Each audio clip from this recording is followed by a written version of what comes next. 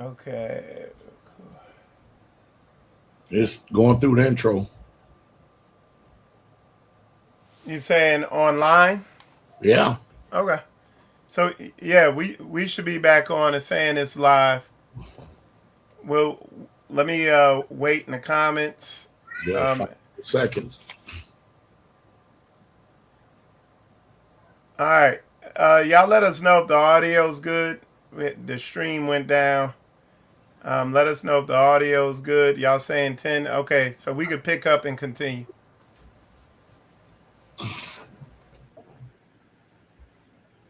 Man, that's a big delay, man. That's a huge delay. What do you mean a huge delay I reached up and grabbed that light. That was over 3 minutes ago. and and what is it? All right, let me go on. Everybody online is saying it's good. One, two, three. You heard me, right? Yeah. All right. So let's see how long it takes.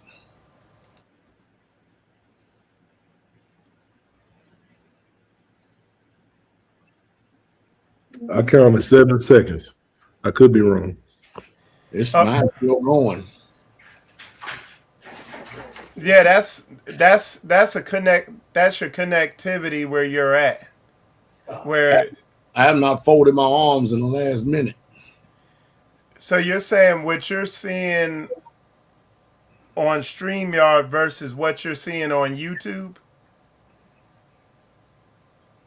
Yes, I'm telling you, we're like minutes off. I'm Right. just That's connect. Yeah, that's the connectivity. That's your internet connection. Cause I could go here on YouTube. Did you hit the live button on your computer, Shep? The bottom of your screen? yeah. I'm sitting here looking at it right now.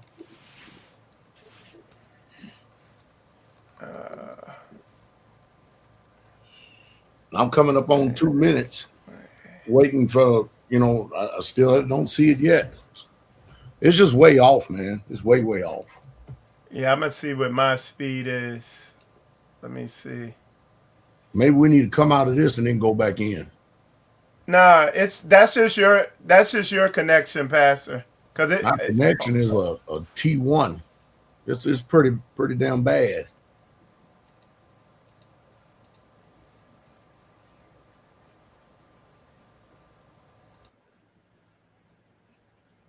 I mean, it ain't no two. Online, hey, Shep, online, mine is 6 seconds. It's like a 5 to 6 second delay from the last thing you said. Mine is 6 seconds. It's like a 5 to 6 second delay. That's even closer. But you. Nobody can make you listen jealous but you. So you have to have complete control. That's the introduction. Control of your whole entire. yeah, that's the other stream. We started another stream.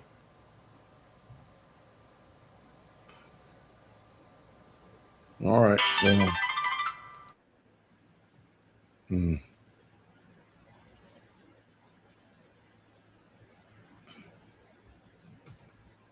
Shoot.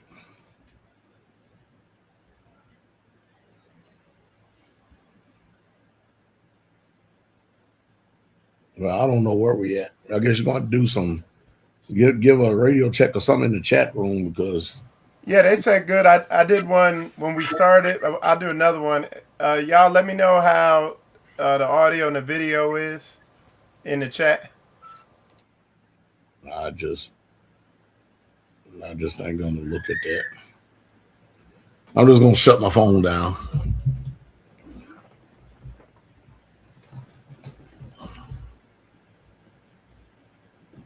Selena, do you have the show in there? Do you have the broadcast running in there right now?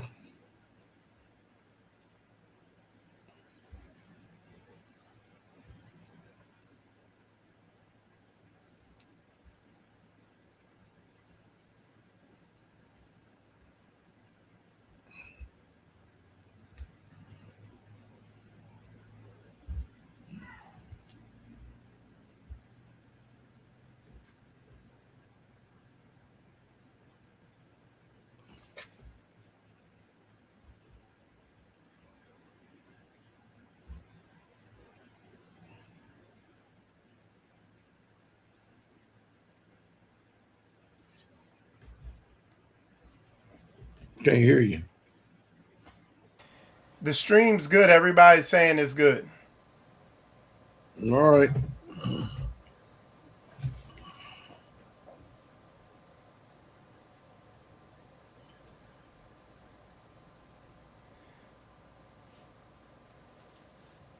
All right, so we could pick up Pastor Samir. I think you were still talking. Yeah, just real briefly. I was just talking about something that's been on my mind the last few weeks about being thankful. And I think a lot of times we can find ourselves not being thankful as we should, and being thankful how it literally cancels out a lot of things that we deal with. Pastor had told us last week during Shabbat service about going back through these curses and meticulously going through them. And one, as I was reading this morning, again, but what always sticks out to me is Deuteronomy 28:47. And you see the list of the curses. And I mean, it's a lot that come right after this verse. Why? Because we didn't serve y'all with joyfulness and gladness of heart. And that's something that you can see Israel has always struggled with, which is giving thanks. And, you know, I can even just add this point to it. I was talking to the saints last Shabbat off of that dynamite message that Shep preached. And what came to my mind again was this. When you look at the 10 lepers, and the 10 lepers all cried out and asked Jesus to heal them. And our Messiah told them, go see the priest. And only one of them turned back to the high priest, Jesus, our Messiah, and gave thanks. Only one turned back. And also when Shep brought out Deuteronomy 8:10 last week as well, which again, giving thanks. Why? Because we have a tendency that when Yah blesses us, Yah provides for us, we have a tendency not to give thanks. That's why when you look at Deuteronomy 8:10, thanking the Most High after your belly is filled is so key. You know, so that's just what's been on my mind the last couple of weeks. But like I said, I'm very excited to go through this broadcast tonight and see wherever the Holy Spirit leads. All right. Pastor, do you want me to go with the questions and stuff we had, or did you have something? No, go with the questions that you got. Okay. So the first thing we're gonna do, we're gonna watch a video, and then I'm gonna have the pastors just drop some wisdom on what's going on in the video, and we're gonna discuss that. So with that, go ahead and play the video.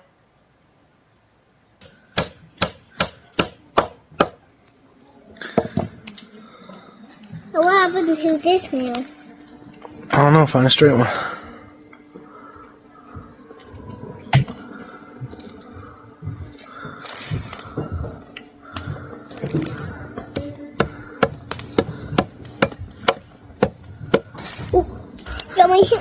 It's okay. Suck it up. Hey, suck it up. Keep going. Keep going. Keep going.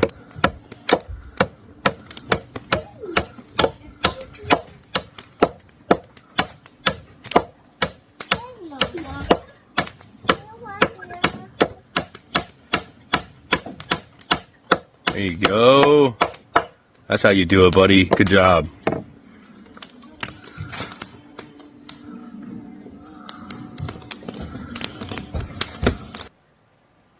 All right, so just want to go to the pastors and have y'all drop wisdom about that video, what you saw in it, and I hand it over to you.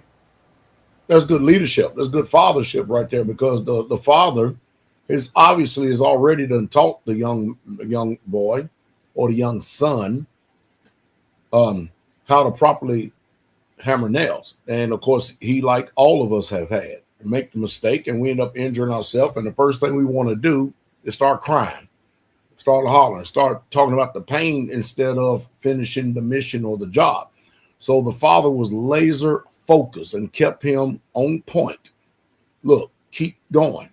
I understand your thumb hurt, your finger hurts, or whatever it is that hurts.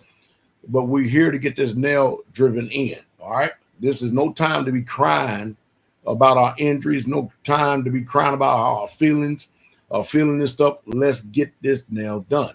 And at the end of it, good congratulations. And of course, the young boy probably forgot all about the pain by the time he got the nail in and stuff, because he has succeeded. He has succeeded and not let anything waver him or mess his attention up. His father kept him on point. It'll teach him. And that's a very good father right there, because that's the whole meaning of life right there, is to keep people focused at the task and the mission at hand, and to not get distracted by things that cause pain, by things that cause suffering, even self-affliction. Stay the course. Keep your eyes straight. Let it be single. Keep it on the kingdom. That's how I interpret that. Hallelujah. I mean, everything Pastor Dow just said. I mean, first thing I thought about when I first saw that video just now is I said, man, I could be doing better. That's the first thing that came to my mind. Seeing this young man out there nailing that nail, and obviously you can hear his father's voice in the background, but also just the time that's spent with the young man. I mean, those are things that you won't forget, man. I think about, there's probably about maybe I would say 5-6 memories that always come to my mind that I had with my father.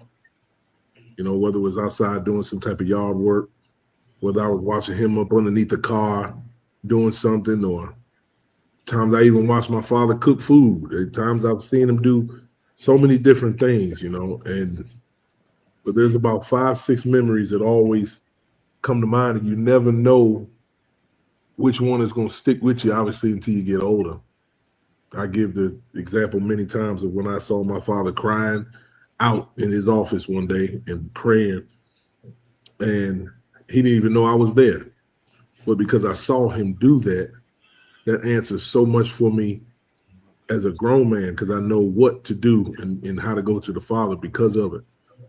So just seeing that video is exactly what Pastor Dow said. You're seeing a very good father who's taking the time to spend it. I mean, just taking some nails and a hammer and a board that you don't need and just saying, look, just get out there and teach him how to hammer a nail, in there is extremely important.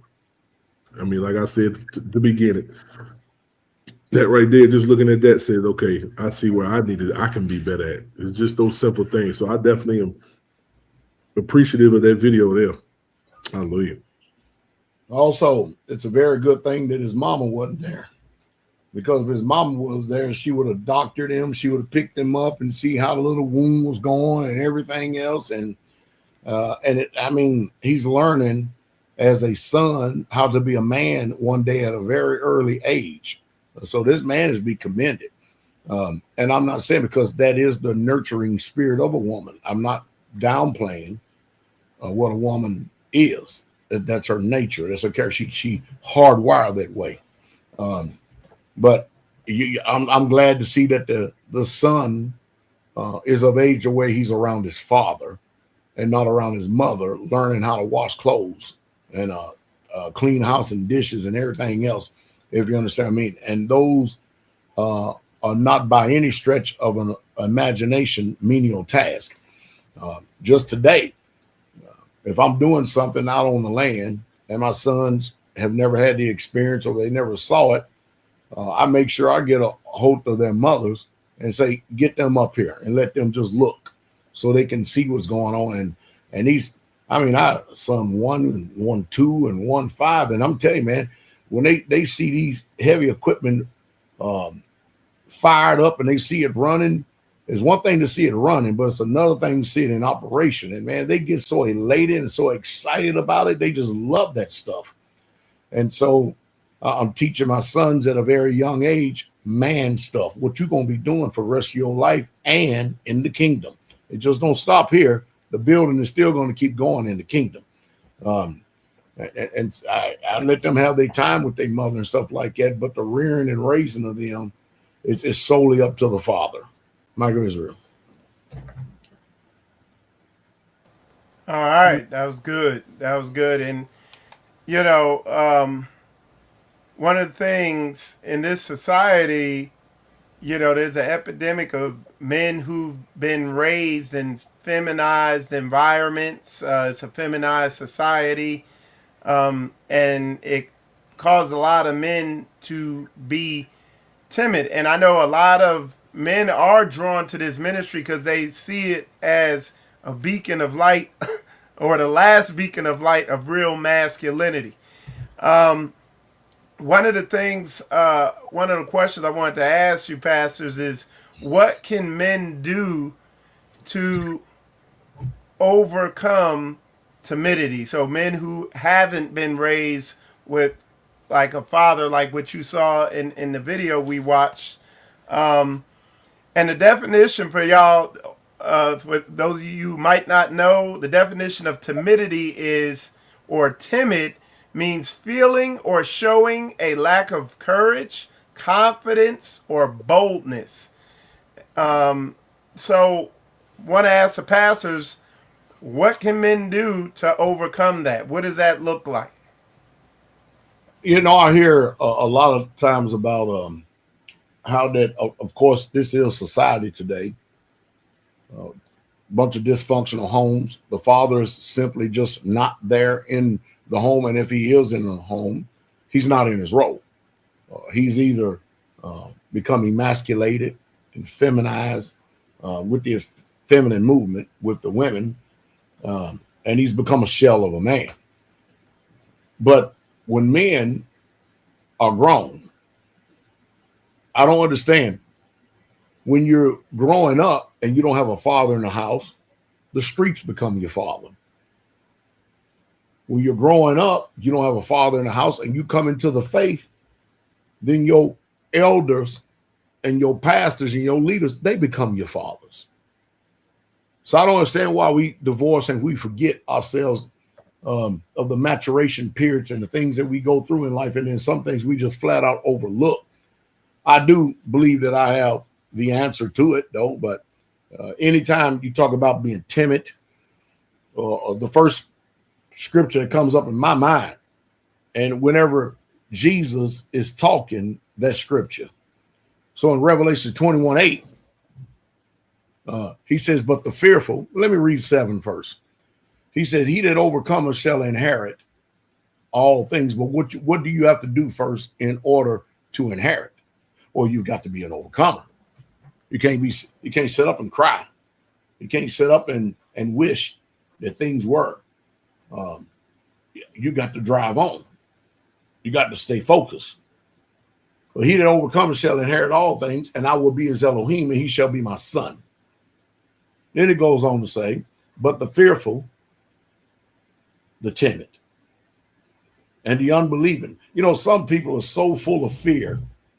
They're so full of fear that fear of failure grips them and it paralyzes them to the point that they don't even want to try to see if they're going to succeed or fail. And it's bad. It's sad. Yahshua is clearly telling us that the fearful and unbelieving and the abominable and murderers and whoremongers, sorcerers and idolaters and all liars, they're going to have their part in the lake which burning with fire and brimstone, which is the second death. So you don't want this character to be any part of you in any way, shape, fashion, or form. And of course, you all know that we live in a matriarchal feminist world and society. There's very few real men that are actually left here on this earth. Everything that we do today, everything we think is all about, you watch people, it's like robotic. How do you feel about this? How do you feel about that? How do you feel about this? And how do you feel? Everything's about feelings, and feelings ain't got a damn thing to do with it. It should be the end goal. What is the mission? What is the task at hand? And what do I need to do to accomplish? And let me listen to everyone that's going to help me accomplish that mission, rather than people throwing roadblocks up in front of me, telling me that I can't do this and I can't do that, and we can't accomplish this and can't accomplish that. And of course, by the time, you can't blame men today for being so timid, because if they're in a dysfunctional household where the woman, mother, or sisters are the head in the family, and they're in the family and they're overwhelmingly got the biggest voice, they're going to go out there and learn how to be punks and everything else in the streets and get ran over even more so by men. And so, but when you come into the faith, you have no more excuses, because the Most High made sure that straightway is a beacon of life, of patriarchal and patriarchy in this end time generation. I can't speak for other ministries. I'm not here to speak for other ministries. I'm here to speak about what y'all's doing with us. And we raise and we rear sons to become men. Pastor Mir. You know, just this morning when I was down in my office reading, I got a call from my sister. And throughout the conversation, she said to me, where can I find prophets or men of Yah today? She said that are warriors. You just got finished talking to one. She said that are warriors. She said, because when I read, she's constantly seeing Abraham, she's seeing David, she's seeing all these different men in the scriptures that were warriors, that were not timid. She just asked me this morning. I think that, I mean, when she was explaining it to me, of course, you already know what was in my mind, this ministry itself.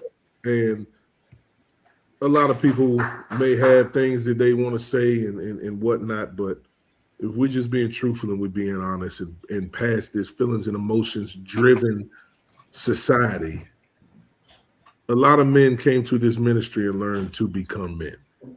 That's just the truth. And folk can say what they want. You know, usually when somebody is knee deep in their pride and in their haughtiness and in their offense, they'll turn around and they'll make statements like, I was doing this before, or, you know, I knew this before I came to this ministry, and all of those things. But the fact is if you learn one thing in this ministry to help you become better as a man, then that's you don't understand the value in that. And that's just the flat out truth. That's just the flat out truth, period. I think that I really like where you went with it too, Brother Mike, where you defined it. I went to the 1828 and it says somebody's timid or timidity, it's fearfulness, want of courage or boldness to face danger, habitual cowardness. Timidity in one person may be a good trait of character, while in another it is a deep reproach. When I read that and I consider what it says, there's a deep disgrace. Pastor went to Revelation 21:8. Obviously, we all know 2 Timothy 1:7, where it says Yahweh did not give us what? The spirit of fear, but of power, love, and a sound mind. Okay? Read Matthew 8, verse 26. Go ahead, teacher. And he saith unto them, why are you fearful, O ye of little faith? Now, consider what was going on at this time. This is when the storm was happening and they were on the boat and Messiah was asleep. Okay? Now, I want y'all to see the difference, because if you're on a boat, right, and you see that it's starting to fill up with water, what are you going to do? You're going to be doing everything you can to get the water up out of that boat. But there's two different mindsets that you can have at that point. You can have one that is full of fear that cripples you, as Pastor Dow spoke of, one that you don't want to move. You ever seen people get what's the word they use? Shell shocked, or they freeze in times of danger. And you can begin to murmur and complain, or you can be one that lets nothing but the word of Yah come out of your mouth as you're doing the same thing that somebody else is doing by letting fear come out of their mouth. Everybody at that point is trying to get this water out of the boat. But let's just be honest. When you're around somebody who you could be doing the same work, you could be doing the same anything, whatever the task is, whatever the situation is. But if it's in your mouth to speak what is good, what is right, the outcome that you desire, okay, not being timid, not being full of fear, that is what is important. You see? Read 1 Corinthians 6:9. Know ye not that the unrighteous shall not inherit the kingdom of Yah? Be not deceived, neither fornicators, nor idolaters, nor adulterers, nor effeminate, nor abusers of themselves with mankind. Okay, so when Pastor speaks about the society out here today, when men are not in the home, this society literally in this country, especially to the melanated man, does nothing but try to destroy good homes. Okay? And what ends up happening? You end up seeing effeminate young men who act out in their emotions constantly, because I don't care how big, bad, and tough you may think you are. If you can't calm your emotion and actually be able to think through a situation, not only will it cost you, but if you're one that is constantly, I'm not saying that people haven't made mistakes. I'm pretty sure we can all say there's a time where I could have handled the situation better, right?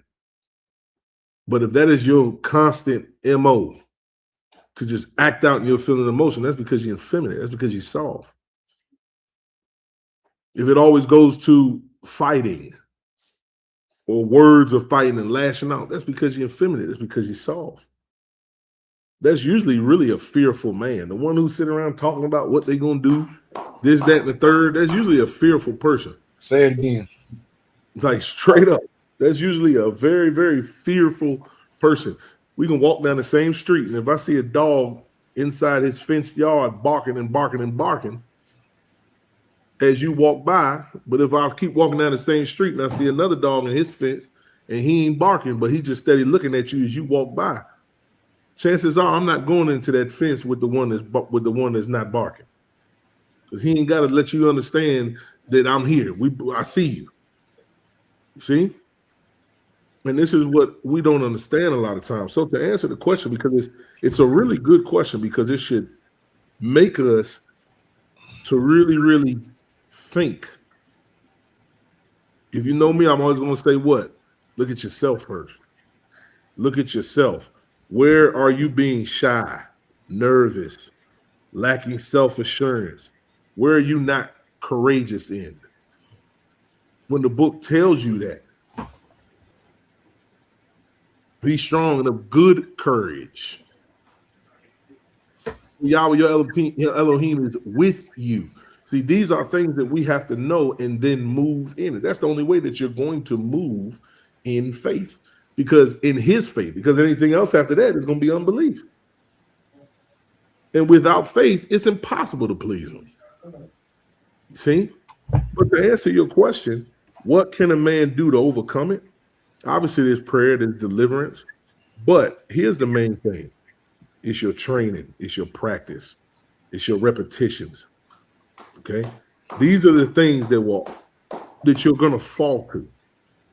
If you're a person that does nothing but murmur, complain, gripe, freeze up, and don't move, when shit get hot, that's exactly what you're going to do. Murmur, complain, gripe, freeze up, and not move.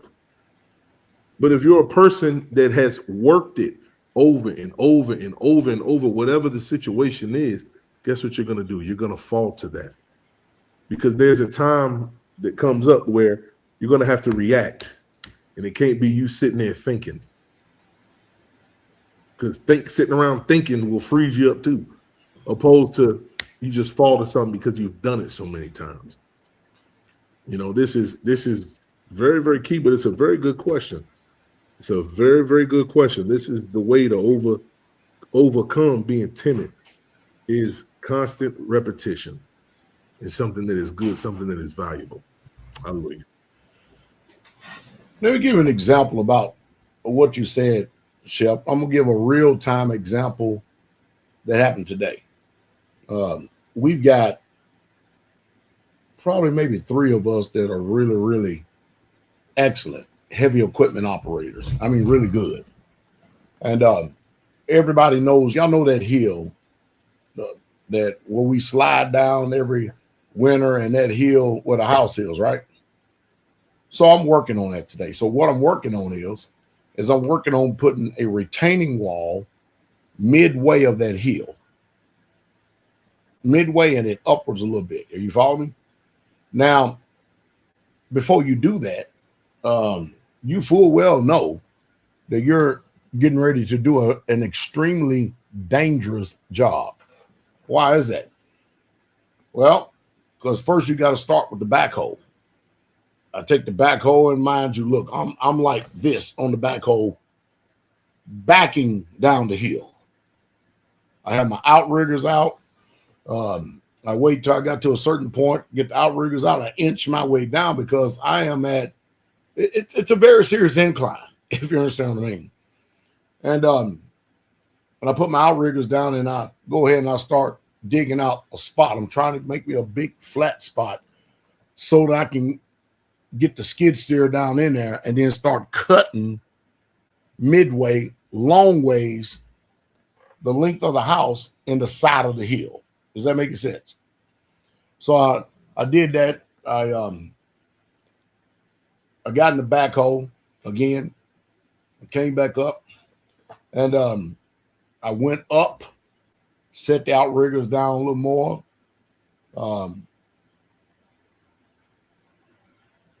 And then all of a sudden, mind you, I'm on an incline. The backhoe starts going down towards the pond. Now, if I was fearful, did I experience fear? Yes. Was he there? Faithful as never. But guess what is also there? I know how to operate this thing. I know how to troubleshoot this thing. So as soon as it starts sliding, going down, and it literally starts sliding, going down this steep incline, I actually put more outrigger, and then I reached over and hit the emergency brake. And it stopped immediately, just like that. Are you going to keep your senses about you in the time of testing and trial? Or are you going to lose your resolve, get into your emotions, throw up your hands, and just allow the backhoe go down the bottom of the hill, jump out of it, and who knows what, and crash a $20,000 or $30,000, $40,000 machine? That's your options at that time. It's where experience come in. Anybody know what I just got finished saying? And nobody on the land knew that was happening today. I just spoke it here tonight. It's the first time anybody ever even knew. It's a dangerous job when you're on an incline on the side of a hill like that, man. You don't never know what could happen. Brother Bud says, yeah, we're on the side of this hill and everything and stuff. Yes, you are. But hey, this skid steer has every potential in the world to flip because of what we're doing. So I'm grading it out. I'm gradually, as I go back up the hill, I'm making sure that with a full bucket of dirt, that I made sure that the elevation is not as steep as I continue to keep working around. I may put it on Patreon and let y'all see some of it. But I just got finished speaking a mouthful, and you got to learn how to approach life the exact same way. Pastor Mir. That's so good what you said, Shep, because I was looking at this a little earlier. If you look at, we'll take the 2 Greek definitions, right? You have fearful, which is G5399, right? That's to be frightened. So as Pastor just explained, you that's a big old piece of machinery, and that's a steep incline. And for that thing to start going backwards when you don't intend it, it's going to frighten you. It's going to startle you. But then automatically he can fall to his training because he's done it. You see, opposed to seeing somebody. I see it all the time. I get on the highway, and let me see how I say this. I get on the highway and I see women driving, right? I was gonna say certain nationalities, but I get on the highway and I see women driving. If something was to happen with a little swerve or something and they panic, most of them, they'll take their hands off the wheel, they'll cover their face to do something, which what? Because something startled them, but then they froze up in the time. Opposed to no, you grabbing that wheel and you maneuvering, especially out here in Indiana when it get in the snow. Most people don't know you get to slide and you better turn into where you slide. Most people go the opposite way or panic or lose the wheel and then it's over with. See? These things are things that it's constantly. And then you see G1169, which is what? Fearful or fear, which is what? Dread or timid. You see? So understanding between the two is very, very key. And that's a really, really good example what Shep just brought out there. And that ain't no joke either, Shep. But back home on that steep incline, that's serious. Hallelujah. All right. So one of the things, and Pastor, you actually taught on this, you taught on wavering and not wavering, and you actually broke down what wavering is. You gave a good example. You were saying, okay, you're doing something each day, and then one day you don't do it for whatever reason, you've wavered. And I wanted y'all to talk about the importance of not wavering, staying consistent. Pastor, one of the biggest things you've stayed consistent with is just your walk, as far as sticking to your plan over the long term. Just being around you, there's a lot of things I've just seen you be long term consistent in. The biggest, of course, is the community, going through difficult situations. But what I wanted y'all to talk about is the importance of not wavering. One of the things, just listening to what y'all have already taught and said, I know not wavering is gonna help people to not be timid, because they go against each other kind of. And then also talk about what are some of the things that cause people to waver, if you could. So with that, I hand it back over to you. Well,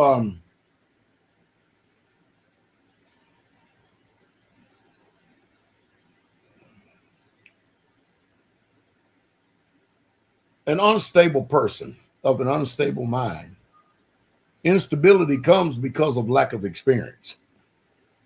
Because once you're familiar with any territory, I don't care what it is, you can no longer say that you are inexperienced, but you are experienced.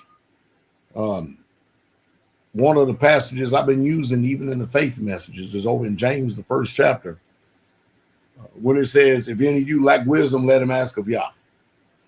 They give it to all men liberally, upbraid him not, and it shall be given him. But let him ask in what? Faith with what? Nothing wavering. Everything you see me doing today, I tell people over and over and over again, I just didn't make this stuff off my mind. I didn't. I read the scriptures. I read the prophets. I read what Jesus said. I followed what the apostles did. That's all I did. And even that, it takes faith. And I've been determined to see it through. And I'm sitting up there watching a bunch of fearful situations coming up on this earth right now, especially in the United States of America. Not only are they talking about taking away SNAP benefits, I mean EB, or they call it Section 8 benefits, but they are now talking about taking away EBT or SNAP benefits, or where you get food stamps. So now you got housing and food stamps. Watch this. You don't think there's going to be fear, doubt, uncertainty, unbelief? Oh, watch this. What did the Father promise you? He promised you that if you followed him in this regeneration, you'll be like a tree planted by the riverside. You won't even be moved. You won't be moved at all. I don't care what's going on in the world. Back over here to finish James real quick. It says, let him ask in faith, nothing wavering. For he that wavered is like a wave of a sea driven with every wind and toss. So let me go a little bit of doctrine here. So we notice that every single time you turn around, there's this innate ability where we actually think that we're fighting against flesh and blood. Even that in itself is a temptation to cause us to waver from the course that we're on. Rather than fighting with the weapons of our warfare that are not carnal, we end up succumbing to the same old flesh, and we forget about the script, what Paul said. Oh, let me go over in Ephesians 6:12. For we wrestle not against flesh and blood, but against principalities, against powers, against the ruler of darkness of this world, against spiritual wickedness in high places. So a lot of times when people are reviling you, saying all manner of evil against you falsely, lying on you, just flat out. I mean, listen, the temptation is to defend your flesh. But how can you defend something that should be practicing dying daily?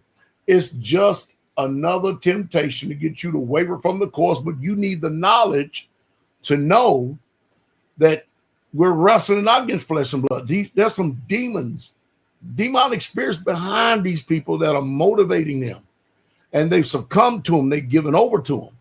So this particular question you can hit in so many different areas and so many different factions of life. You just literally can do it. What everyone needs to learn is what causes you or tempts you to be tossed, to waver. It's really not one just solid answer to say, well, this causes you waver. There's too many categories. I just gave a few of them. The ideal is stick with the word. The ideal is stick with what's solid. Stick with what we know to be the foundation. The ideal is to follow Jesus. And everything that he said and everything that he did, follow him. And everything will take care of itself. So we fight naturally, we fight spiritually. But wavering always is associated with a person that is double-minded. Double-minded means you have two different thought patterns. You got two different spirits that you're operating after. And it depends on which one you choose to operate after. It depends on the test, the trial, or the temptation. Now comes in spiritual maturity. Now comes in everything that you have been on this battlefield for all these years to see if you are really, truly ready to be an experienced, seasoned, expert soldier. And you can't be sitting up here because you in a hot environment or you getting ready to go through a hot extraction, and then you turn around and you waver and go back to like you were in boot camp, fearful and everything else, or in jump school. I'm associated with the military, to where the first thing you do is you just fearful and you're fearful the whole damn 9 yards. You have been in this long enough. You're experienced long enough. You're seasoned long enough that you should never, ever, ever falter, waver, or fall because of your experience. Pastor Muir. Man, Shep, that's so good on a myriad of reasons. This is another really good question. What causes people to waver? Shep just said it. Double-minded. When somebody is double-minded, it's because they're serving two masters. You serving two masters, that's full-fledged adultery. You obeying two different voices. You see, when you're looking at what causes people to waver, it's unbelief. It's flat out unbelief. Now, what can drive unbelief in a person's life? Not doing what you're instructed. Because if you do what the Most High instructs you to do in His Word, you're going to see the results. Because the Word said that His Word, He said that His Word will not come back void. So you're going to see results for performing His Word, which also reassures you and Him that you love Him because you're obeying Him by your action. You see? So what can drive away somebody wavering? Spending time with Jesus.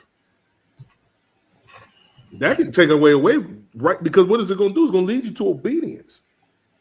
And when you're obedient, as I just said, you don't have time. When you have your mind focused on doing what you're told, you don't have time to believe the other side, the alternative, rather than busying yourself with the goal, with the mission, with the task that is at hand.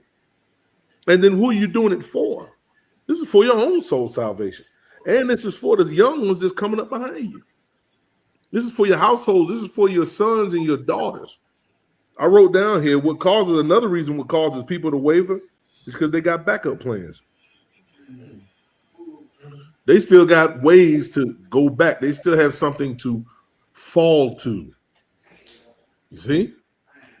Let me tell y'all something. I ain't got nothing to fall to besides the defeat of Jesus. And I know what His Word said, and His Word said do what we doing right here. Period, point blank.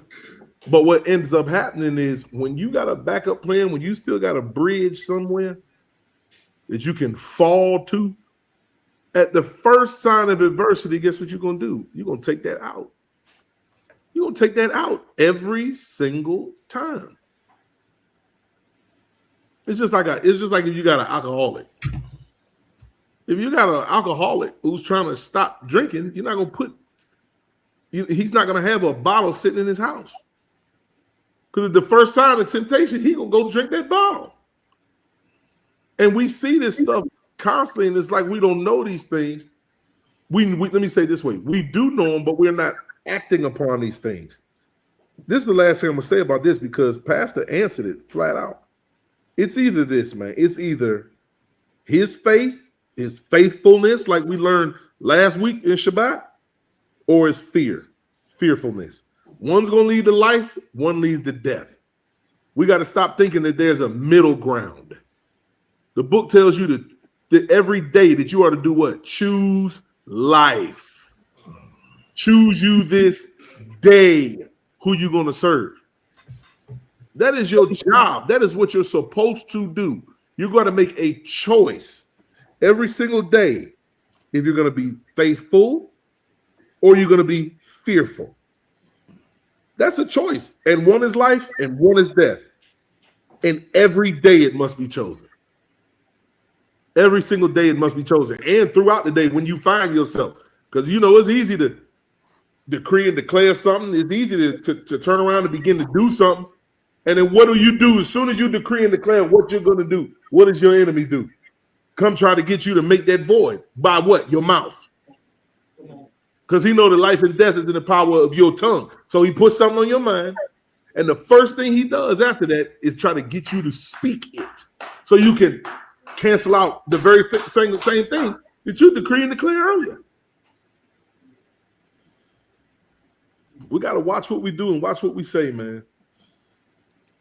Pastor, I don't really have anything else too much on that. You knocked that one straight out the park.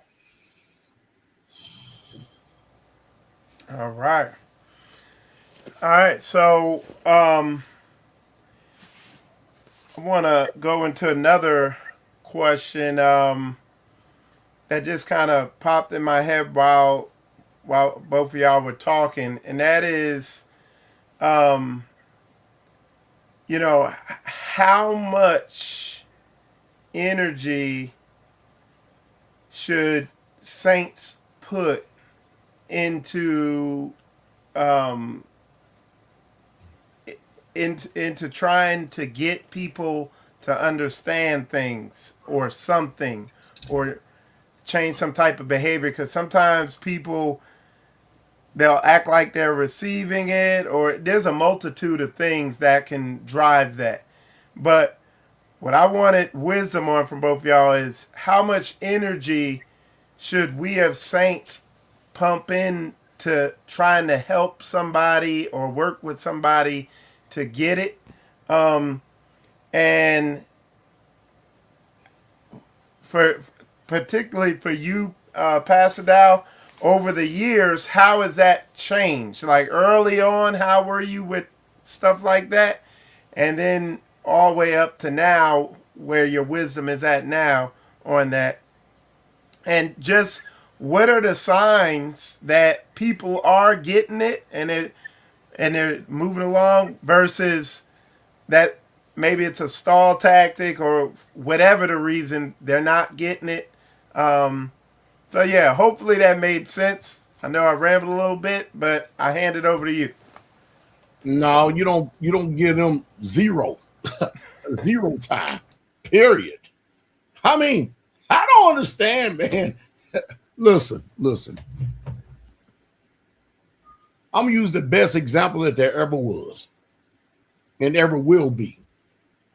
And when he speaks and when he spoke, it was past, present, and future. Jesus said the sower went forth to sow. So you got the words of eternal life in you. You're telling them exactly what needs to transpire, what needs to take place. Use your discernment to find out and see what type of ground is the seed falling on. Don't sit up and waste all your time trying to preach and teach to someone that y'all ain't even dealing with. I mean, you don't remember your experience? Don't you remember the day of your enlightenment? Don't you remember the day when the Holy Spirit was dealing with you? How no matter where you went, no matter where you go, you could run, but you could not hide. No matter what, you couldn't hide. You are going to answer that call. Anyway, Pastor Muir. Hey, you know what's funny, Shep? Hey, bro, Michael Israel was asking that question. And I flipped my paper over and I wrote one word, big as I don't know what, through the whole paper. I know y'all can't see it, but what that word say right there? None. None. They're going to answer to your question. Unless you want just had a bunch of gray hair and stress to your life. I was looking at a picture from 3 years ago. I ain't had no gray hair. You see, when you look, hey, which I'm learning too, because that's what happened on Shabbat. That's what happened during broadcasts like this. You preach, you teach, and you show people what this word is saying. And then at that point, you wait to see if somebody gonna do it. But you will stress yourself out trying to get somebody to understand something. And just like Shep said, it didn't take a bunch of convincing. When I heard this word for the first time, when understanding came, nobody had to convince me anything. It didn't take somebody to turn around and be like, man, you got to do this and this and this and this.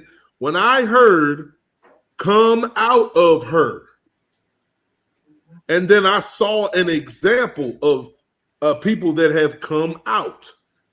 It didn't take convincing. It's literally that simple. I saw what was happening out here in this world. I was in the high school when I first retired, helped coaching. You see? I saw what was taking place with young people. I said, "No, I don't want my sons in this mess." But I didn't have the answer. Then all of a sudden, Yah's word.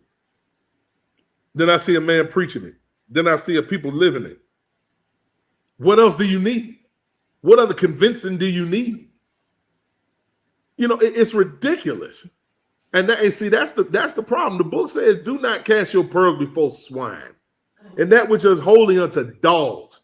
At the end of the day, what more convincing do you really need? But you see, that's the problem.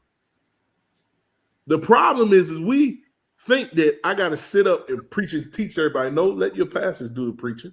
Let your elders and your teachers and your deacons do the preaching. But the real way that you show somebody is by your own life, because that's what only matters in the first place. People can say what they want. People can say what they want. At the end of the day, people are going to look at what you have done, whether they want to say it or not. They can gripe, they can complain, they can murmur, they can slander, they can gossip, they can do and they can threaten, they can do whatever they want. But at the end of the day, people are going to look at what you have done, because a shaking is already here and a shaking is coming. And what you have built, will it be able to stand or not? Because one is going to be built on the rock and the rest ain't. And there's only going to be one that's going to survive. And this is what it is at the end of the day. Romans 14:5. One man esteemeth one day above another. Another esteemeth every day alike. But look what this says. Let every man be fully persuaded in his own mind. That's all it is right there. I make the statement all the time. I'm not about to beg people to serve Yah, man. I'm just not. I'm just not. It vexes you. Yeah. It drives you up a wall. You sitting there running around trying to get folks to understand something for what? For what? What is that going to do? But except stress you out. You see? It's the same thing in the homes. If you're a mother in the homes and you're dealing with sons and daughters, and you constantly trying to get them to see something, do they usually see it? Or when discipline comes, then they usually see it, right? When pain comes, then they usually see it, right? You're going to learn obedience by the things you suffer. It's the same thing with a husband and a wife. You can be that husband and sit around and try to tell your wife every single thing, what they're doing, and want to sit around and explain and do this. But it's sometimes, man, when you got to look at you and be like, look, I done told you this over and over and over again. It is what it is. And you're going to learn. It's literally that simple, man. And then on the flip side, it does a very good thing too, because the ones around that see, just like the word says, they're gonna hear and they're gonna fear. And that's what we don't like either. We say we love the Most High, but we hate his judgments. We hate his judgments. But his judgments gonna teach, they meant to teach, to get you to fear. Oh man, I'm done. I hope that helps somebody. All right.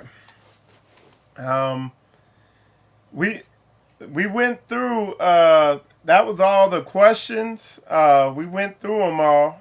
Did y'all have anything else to add? Well, I mean, one of the questions was that the one I read, maybe I got the wrong ones, was oh yeah, turn out differently. Go ahead. So based on Pastor, you did a video this week, and you were talking about being nice versus being righteous, and the difference. So the question on that was, how do things turn out different when you focus on being nice versus being righteous? So that was the question. So I'll turn it over to y'all. Okay, so this is where the broadcast in itself, we're on point, but we're going to take a little detour and be on point and then come back on point again. When I actually framed that question right there, and when I spoke about it on Shabbat, that's because I saw another video. I saw another video that what the man was saying was so profound, I just copied and pasted and put it on Patreon because there's nothing else I could have added to it. Because he spoke so well. He did such a good job. And that's another thing. I'm not like people out here that they will hear something profound from someone else. I don't mind giving credit to where credit due, because the bottom line is all credit goes to the Most High Yah, because he's trying to get the word out to his people by any way, shape, fashion, or form. But this question in itself, it has to do with the very function of our society. I'm not talking about American society. I'm talking about Israelite society. All right? Because we are watching our society erode, even the more so as we approach the end day. And what's happening? The same thing has happened from the beginning. The woman. Yeah, the wicked woman. Now, if you're not a wicked woman, it don't apply to you, then do it. But everything that I say, if the shoe fit, wear it, because it is the woman. Today, we got women out here. Listen, I'm going to say this, and I'm going to say this right now, and I hope that every Israelite woman will please hear what I am saying. If I can get everybody, if you're listening right now, somebody type in 7. I want to make sure we have undivided attention before I make this statement right here. Because Satan is slick as hell. Sure he is. And he's still using a weaker vessel. So check this out. Wives, Ishas, Peglesh, concubines, daughters of Zion, sisters. Please hear your pastor when I say this. I'm not going to say anything any different than what the word is saying, but y'all need to hear me. Stop listening to other women preaching, teaching, doing videos, offering advice. Stop listening to every single woman. Because some of you listen to every single woman, take all their advice, but you don't take your husband's. The book didn't tell you that if you're going to learn anything, you're going to learn it from being at home on your computer, on YouTube and Facebook and every other social media expert, and while listening to women. It said you're going to learn from your man. You're going to learn from your husband, the very patriarch, which this society and this spirit is doing this damnedest to erode the very fabric of Yah. Ecclesiastes 7:28 says, which yet my soul seeketh, but I find not.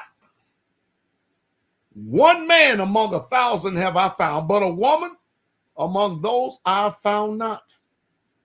Lo, this only have I found, that Yah have made men upright, but they have sought many inventions. Y'all listen to me, man.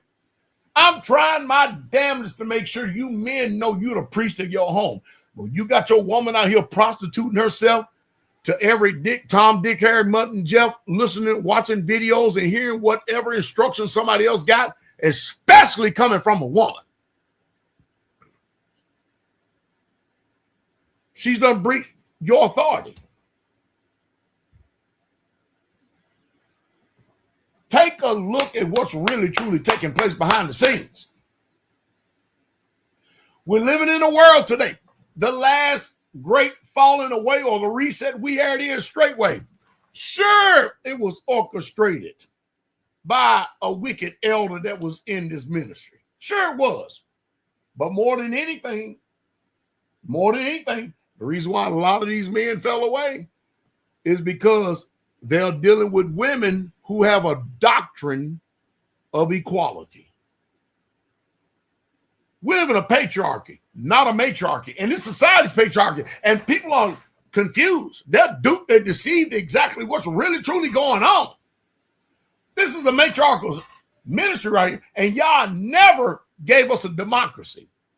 When he said we got equal rights and equal vote. The women has an equal say in the man. And I thought we all going to be like brothers and sisters and we equal in what we say. No, not no, but to hell to the no.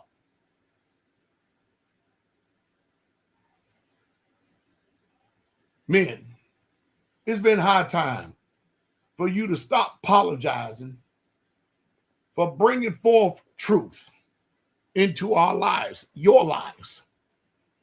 Big time. What did the prophet Isaiah say in 3:12? He said, as for my people, children are their oppressors. As for my people, children are their oppressors, and women, what do? Rule over them. See, some of these boogers ain't got a lick of discernment. They're so damn effeminate themselves, so damn deceived. They need to be wearing panties and Kotex. That's what they need to be doing. That's how weak these men are today. They don't even know when a woman is trying to rule because a woman is very manipulative.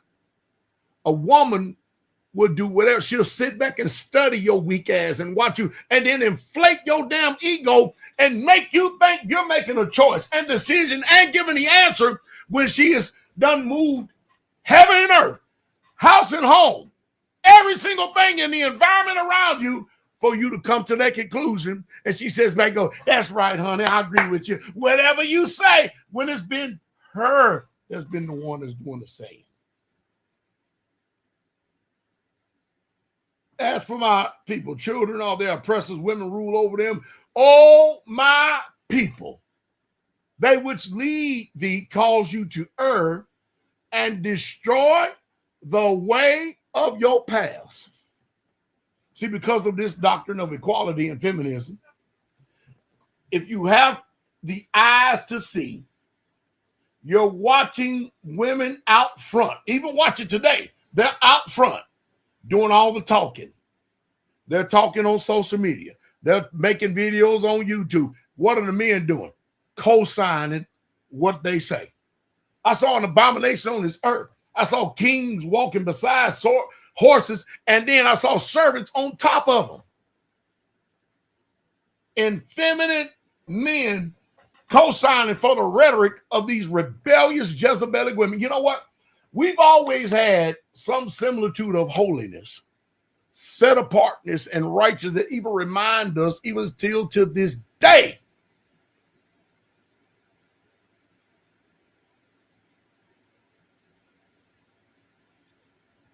We have the Amish. It goes back centuries.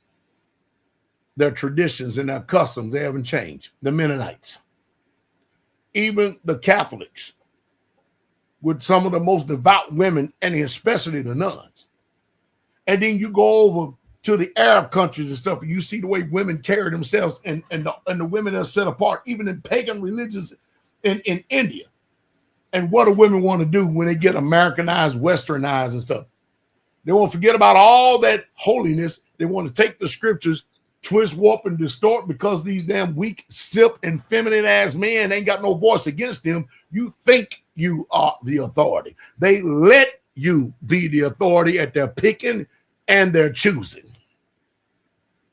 And you just simping right along. That's all you doing. Here's centuries of people that sit right in front of us that when women got their head covered. And women got their dresses on. And then you come over here to America, you get westernized. The first thing you want to do is throw that head covering on, throw that dress on. My husband said I could wear pants. Yeah, this little weak simp ass. He's supposed to say that because he got the skirt on now. He got the panties on now. falling for the same old scam, the same old okie doke. 1 Corinthians 14:34 says, let your women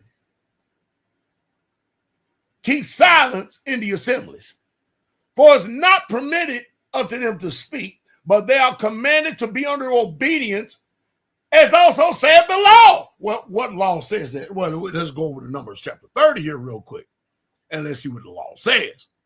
That's where we get it from, Numbers chapter 30. And guess what it has to do? It has to do with vowing vows.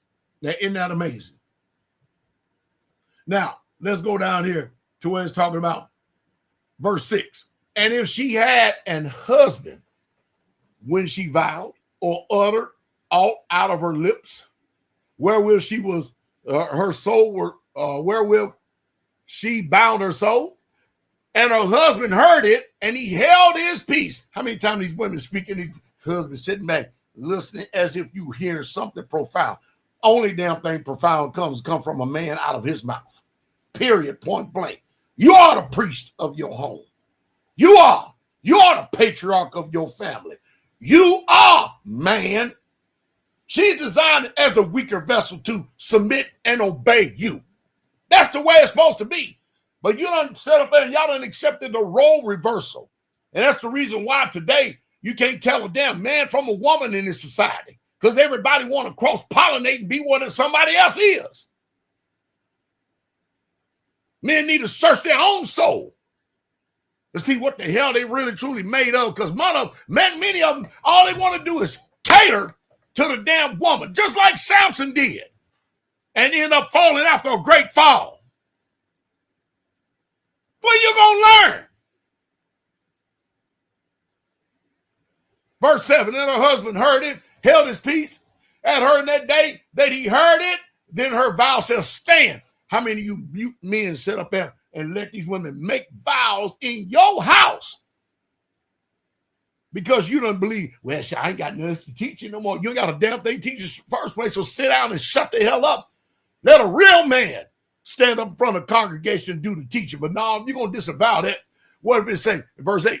But if her husband disavowed her on that day when he heard it, then he shall make her a vow which she vowed, and that she uttered with her lips, wherewith she will bound her soul of none effect, and Yahweh shall forgive her. How is she going to get forgiven? She going to get forgiven because you as a man, you disavowed that foolishness she was doing. And some of you ain't got enough damn sense of gumption to do it. You let her speak. You'll let her push you to the brinks of utter damn destruction. Won't say a damn word, and you will damn your wife's soul to hell. All because you too pussy to damn speak up.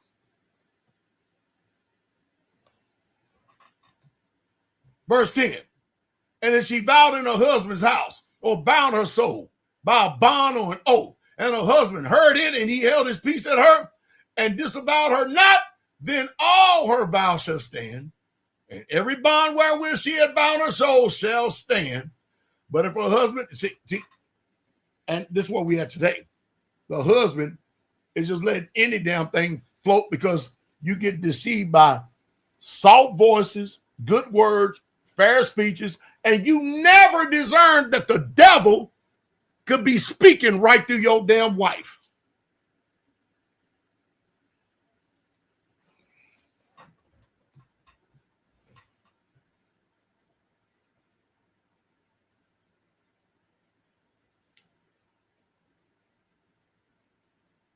But if her husband, verse 8, no, I'm already down. Let me go down here.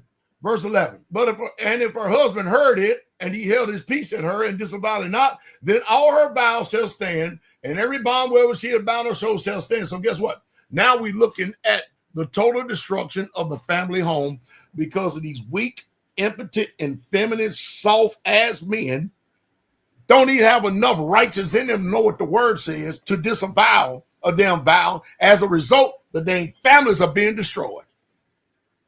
Being destroyed because you read yourself and listen to, you can't even call it a skirt. It's an it, what it is today. It's a demonic spirit. I'm gonna tell you right now, man, you men better learn how to stand. You better learn how to stand hard. Last one I'll give, and I'll turn over to Pastor Mir. 1 Timothy chapter 2, verse 9 from the Amplified. Likewise, I want women to adorn themselves modestly and appropriately, discreetly, and in proper clothing. No. See, today, they fall away from the Hebraic faith. They go out there, first thing they do, put pants on. They call it modesty. And then they'll go and twist, warp, and distort every single meeting to justify their wicked asses. And with some of you, you don't need no pants on with that wicked ass shape y'all got. How in the hell you want to put pants? If you're going to put pants on, at least be proud. Don't put pants on and your ass got a damn shape of a 2x4. Don't damn do that. Damn, at least be proud in your wickedness to be able to draw something. It's just damn crazy. Appropriately, discreet, proper clothing, not with elaborate braided hair or gold or pearls or expensive clothes, but instead adorned by good deeds, helping others, as is proper for women who profess to worship Elohim. A woman must quietly receive instruction with all submissiveness. See, and that's what the deception right there. They come to you with, baby, what you think about this? And you give an answer, then they start giving you their philosophy. And they start giving you those soft voices. They look at you attentive like they're really paying attention. And every question is to move you off center. Every single question is to move you off the X. Every question is. So you will finally get wild and agree with them, and you think you made a decision, dumbass. I do not allow a woman to teach nor to exercise authority over a man, but to remain quiet. For Adam was formed first by Yah from the earth, then Eve. It was not Adam that was deceived, but the woman who was led astray fell into sin. But women will be preserved, saved through the pain and the dangers of bearing children, if they will continue in faith and in love and holiness and self-control and discretion. We got none of that nowadays with these wicked ass people. Where's the discretion? Where is it? Where is it? You got the horse women always fighting against the honorable women, the holy women. You got these weak ass men think they own some type of damn steroids. They own some synthetic shit right here. They think they own something powerful and stuff, and then they end up becoming overcome because they don't know what's written in the playbook that is don't change from old. Henceforth, your question from the beginning, now you're seeing the difference and knowing the difference between righteous and nice. Ain't a damn thing nice about me. I'm righteous. Period, point blank. Because I'm going to declare the law of Yahweh Elohim. And I'm going to shout it to the rooftop. And I'm going to cry loud and spare not. And lift up my voice like a trumpet. I don't give a damn if Jezebel don't like it or not. That's where we at today. And people, you keep forgetting that there's nothing new under the sun. The thing that was, it shall be again. And when you see these things keep coming in your backyard over and over and over again, you sit up here trying to have a damn tater fest. When it's cut and dry. It ain't that damn hard. Wives, submit yourselves to your own husbands as unto Yahweh. How hard is that? All right. Let me get my blood pressure down here for a second. Pastor, come on in. Let me get this blood pressure down. I'm about to blow a top over here now. Oh, hey. You know what's happening right now, right? It's two things that's happening right now, Shep. Here go number one.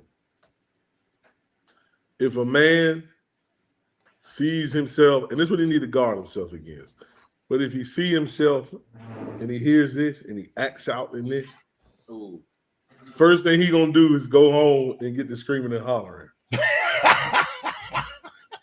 Which that ain't never smart to do.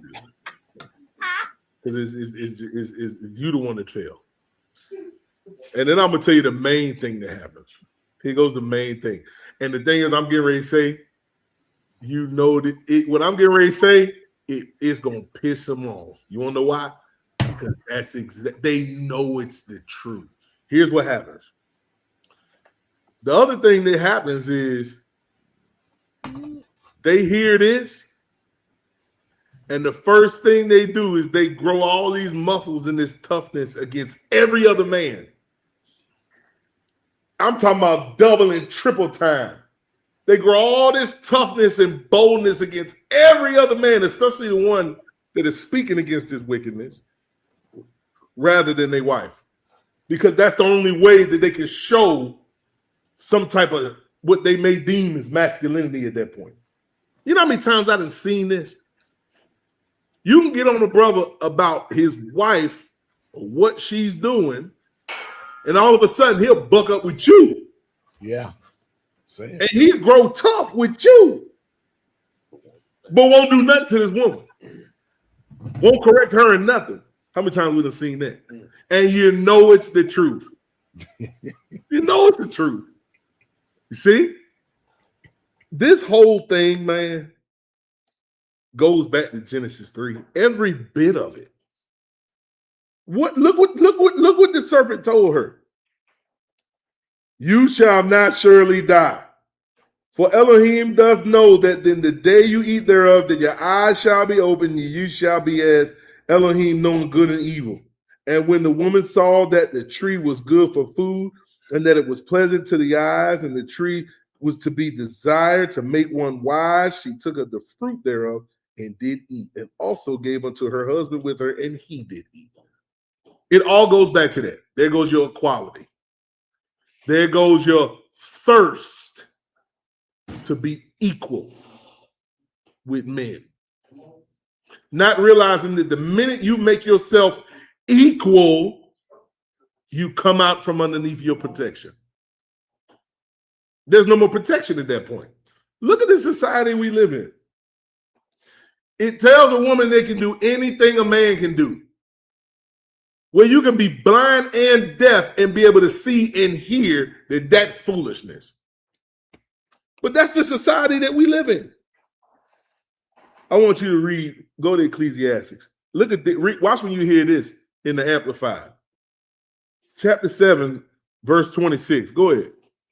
And I discovered that of all irrational sins, none has been so destructive in beguiling one away from Yah as immoral women. For more bitter than death is the woman whose heart is composed of snares and nets, and whose hands are chains. Whoever pleases Yah will escape from her, but the sinner will be taken captive by her evil. You see that? You see that? Ecclesiastes 7:26 and Amplified. Let's just be honest. This is what this really is, man. Because I wrote it down here. Nice versus being righteous. When you're nice, you're going to pervert judgment. You're going to take bribes. That's what you'll do. Every single time. But if you're righteous, people can be saved. You're not going to be liked in a lot of spaces because you're going to come against wickedness. Come on, man. This is why I don't understand. Everybody say they want to be a pastor and a preacher. I read this book. Don't nobody want to be no pastor, no preacher, no prophet, no apostle. Don't nobody want to be that when you read about these men's lives. You see? Why? Because you're not going to be liked. Because you are charged to live righteously. And folk don't want that. Especially some of these women that you see out here. They don't want to be told that. That's just the flat out truth. But you can be nice and continue to pervert judgment and continue to take bribes because that's exactly what's taking place. Watch this. Read Exodus 23:8. Listen, watch this. And thou shalt take no gift, for the gift blinds the wise and perverts the words of the righteous. So what about when your wife, and you know something's wrong, but she guarantee you a little nookie later if you agree with her? What about when that happens? And tell me that don't happen. Because they know exactly what you want. One man is tough enough to stand on it and say, nope, I'm going to do what this word say. Rather than enjoy this pleasure for a little bit of time. You see? And we see that all the time. You constantly see, I'll get in line if he, I'll submit if he. So now your obedience is conditional. No, you're going to take bribes. You're going to pervert judgment. And what does it pervert the words of? The righteous. They're going to be nice versus righteous. You're going to pervert judgment. And you're going to take bribes. Deuteronomy 16:19. Thou shalt not wrest judgment. Thou shalt not respect persons, neither take a gift. For a gift does blind the eyes of the wise and perverts the words of the righteous. It perverts the words of the who? Righteous. The righteous. Proverbs 17:23. I love what Pastor said. He said, women will sit around and inflate your ego. You matter of fact, read this first, and then we'll get to that. Go ahead. A wicked man takes a gift out of the bosom to pervert the ways of judgment. You see that? A wicked man. So when you see a video where Pastor say being nice, a nice man is a wicked man, it's the truth. Because that wicked man is not going to uphold judgment. Thereby showing you that he has been coerced. He's been bribed. He has taken gifts out of bosoms. And he's going to turn around. He's going to pervert the words of the righteous. Come on, man. Can you imagine what preacher? Because I ain't heard one. And y'all can tell me if I'm lying. I have not heard a preacher in the United States of America from as long as I have been alive for 42 years ever preach Numbers chapter 30. Never.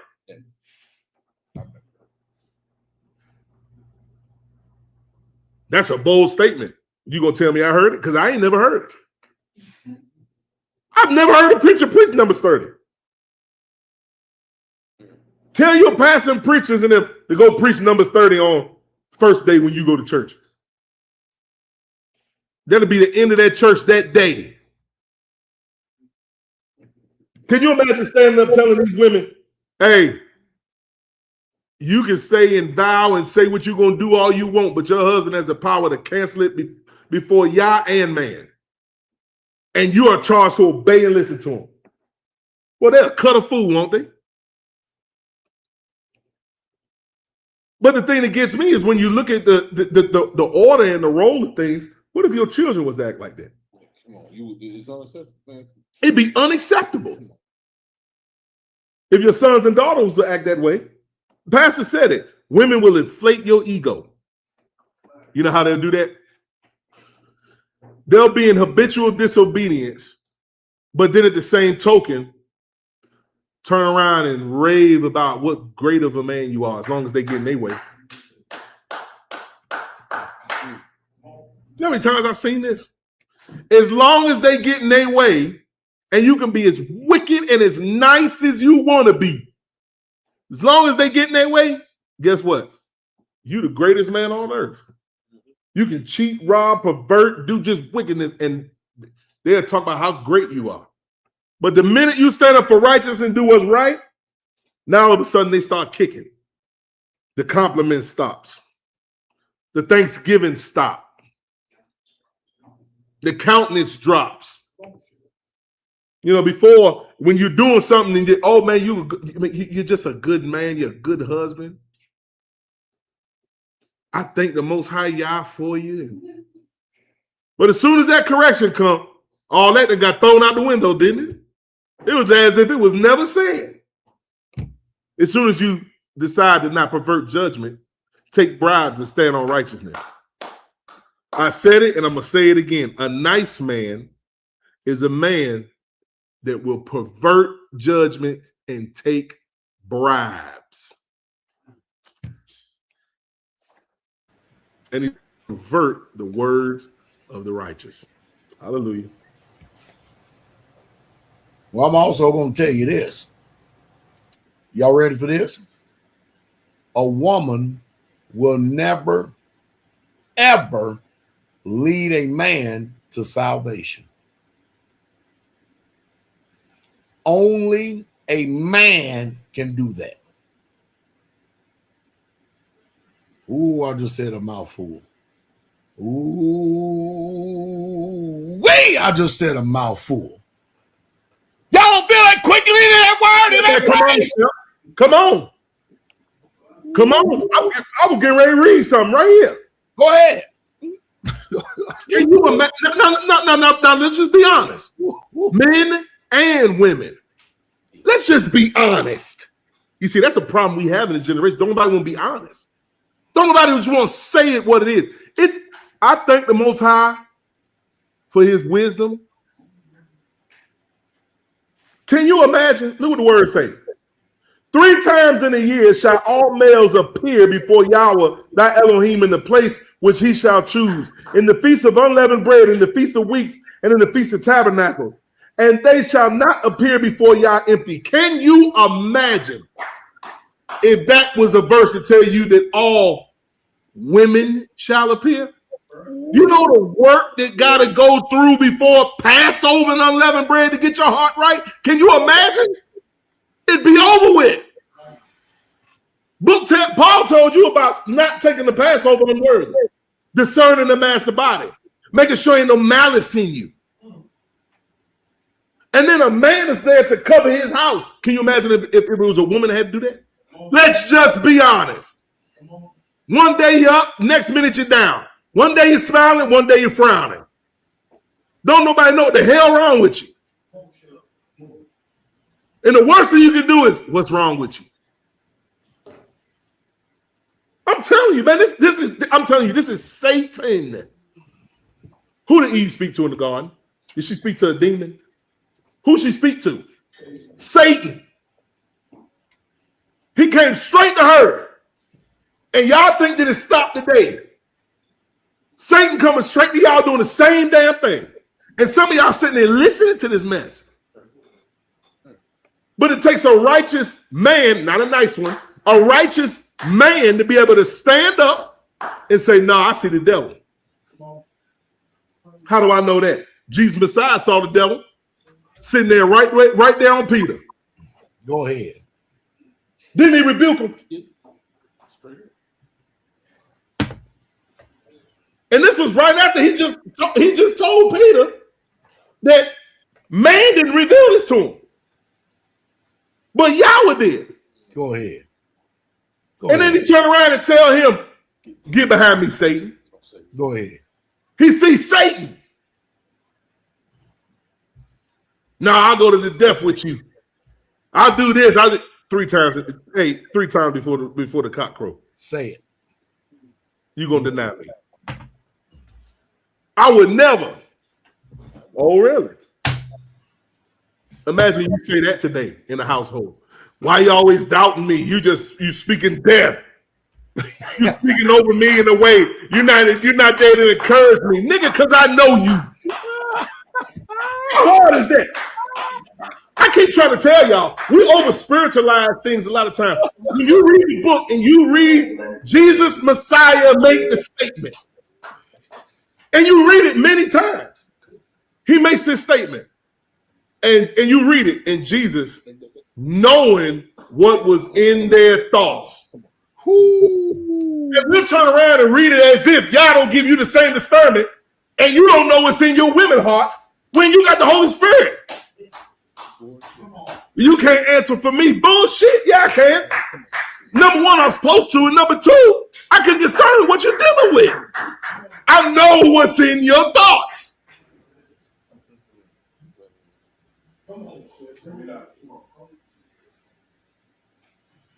Now you're saying you're Jesus. No, I'm not. But I got a spirit. I mean, this stuff is not hard, man. The way of the transgressor is hard, man. And if you habitually in transgression, that's why it's hard. That's why you can't handle peace. That's why you loaded up with all this rejection. You're loaded up with all these spirits. Can't nobody tell you nothing. You can't get no damn consistency. You see? And a nice man don't love you. A nice man is going to let you go right off into what you want to do.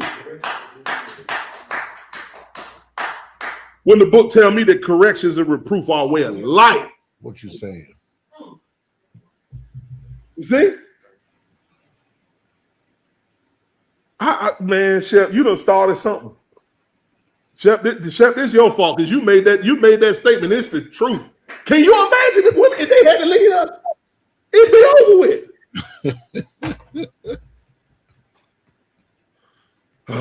Exodus 18:21. Moreover, thou shalt provide out of all these people able men, such as fear Yah, men of truth, hating covetousness, and place such over them to be rulers of thousands and rulers of hundreds and rulers of fifties and rulers of tens. Men. Can you believe we live in such a toxic, toe-up society that we got that we got to walk around and tell a man, I'm a man? You got to walk around nowadays and tell folk you a man?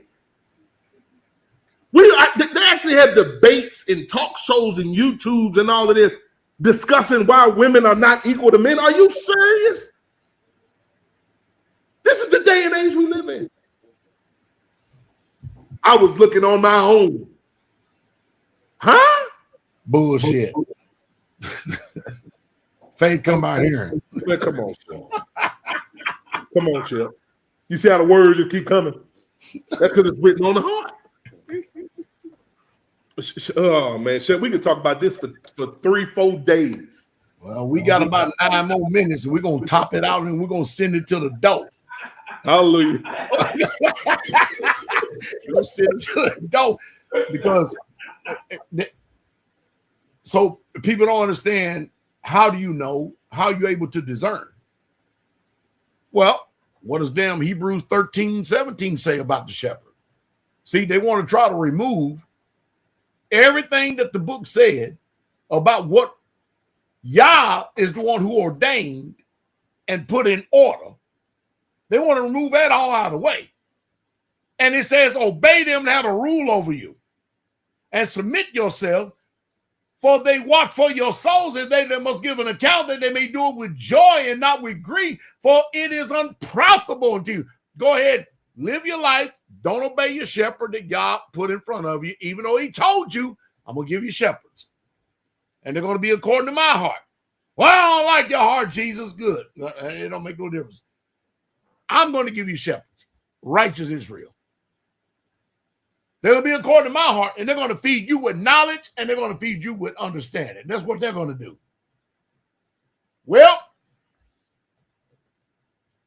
we got a shithead,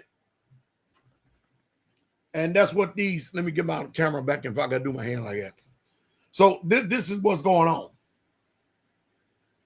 I don't want everybody to listen to me. Women have never, ever stopped in their quest in trying to be the head of the man's home. And they won't stop. They will not stop until they finally see themselves for what the master shows them. Where does identity come from? Where does the spirit come from?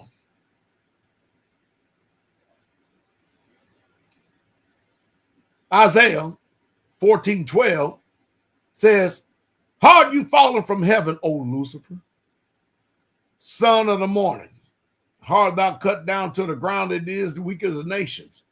For you have said in your heart, I will ascend unto the Shemaim, or the heavens, and I will exalt my throne above the stars of Yahweh, and I will sit upon the mount of the congregation in the sides of the north, and I will ascend above the heights of the clouds, and I will be like equality, the Most High.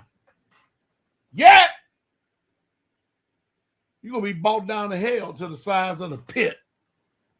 And they that see you will narrowly look upon you and consider and say, is this the man that made the earth to tremble? that shook the kingdoms and made the world a wilderness and destroyed cities thereof and opened up the houses of prisoners, kings and nations of all of them in the line of glory, every one of his own house?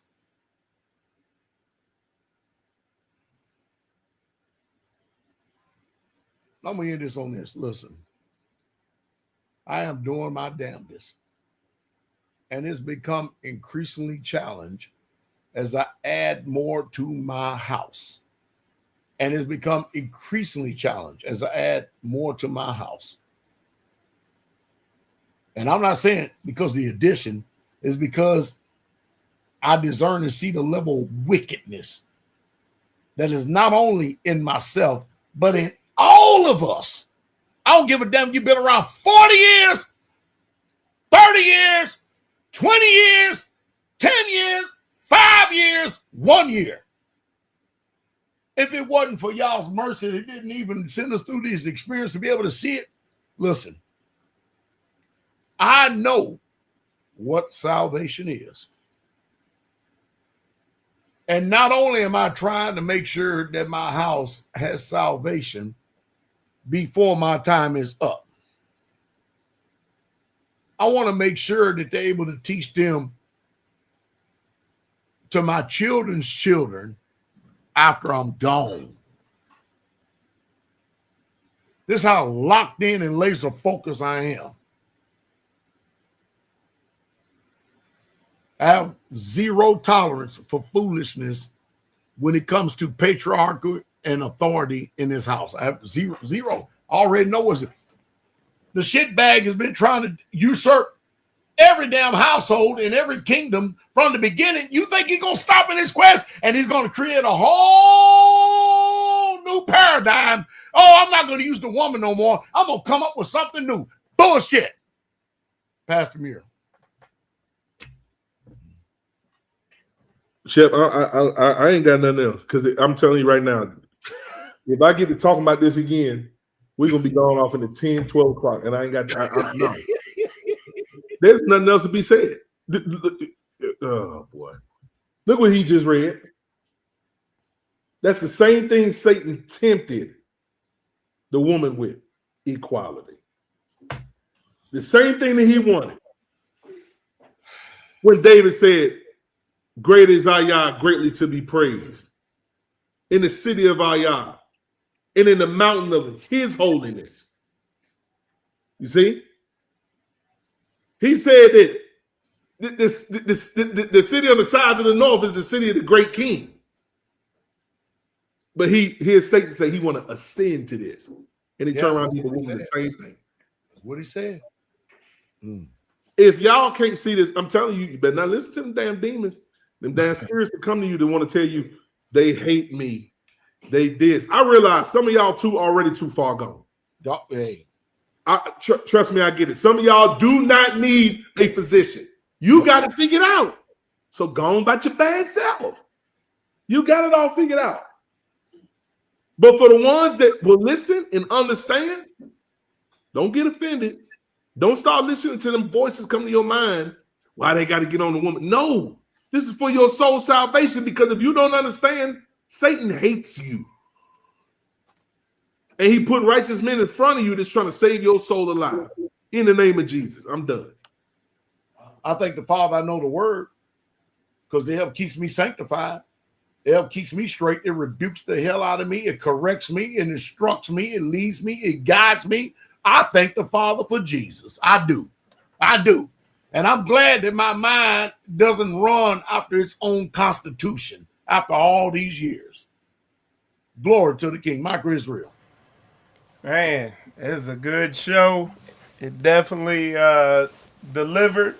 Hey, let me reiterate this. Listen, women, wives, Ishas, Peglish, concubines, daughters, under authority. Stop this listening to damn women on YouTube, Facebook. Listen to your head. Because they ain't going to save you, and they cannot ever save you with their word. Listen to your head that is created in the image of Yah. I had to put that in there, man. I'm sorry, Mike Woods. Right? I had to double down. That's good.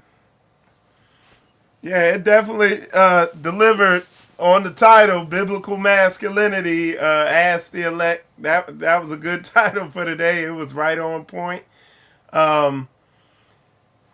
It's just been an awesome show. Definitely gonna be something that I recommend all y'all rewatch and take notes. But with that said, we're gonna wrap this episode up. Appreciate all y'all tuning in. You're watching Ask the Elect on Hold Fast Wednesday. And with that said, shalom, shalom.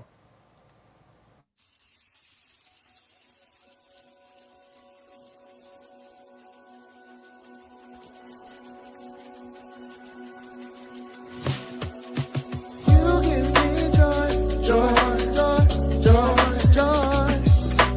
You give me joy, joy, down in my soul. You made me whole. You give me joy, joy, joy, joy, joy. You give me joy, joy, down in my soul. You made me whole. New brother, I'm saying new to the end. I'm saying new brother. I'm saying new brother. I'm saying new brother. I'm saying new to the end. I'm saying new brother. I'm saying new brother. You give me joy, joy, joy, joy, joy. You give me joy, joy, down in my soul. You made me whole. You give me joy, joy, joy.